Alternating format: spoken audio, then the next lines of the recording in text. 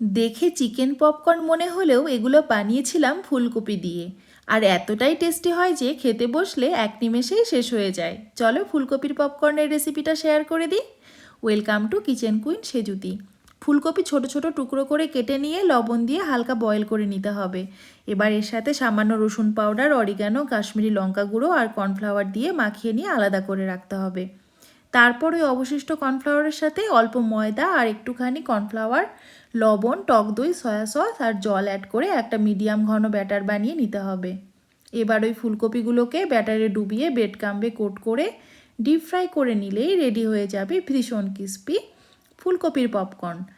ঘরে চিকেন না থাকলে ঝটপট ফুলকপি দিয়েই একবার এইভাবে কাউকে বানিয়ে খাওয়াও, সে কিন্তু অনেক প্রশংসা করবে।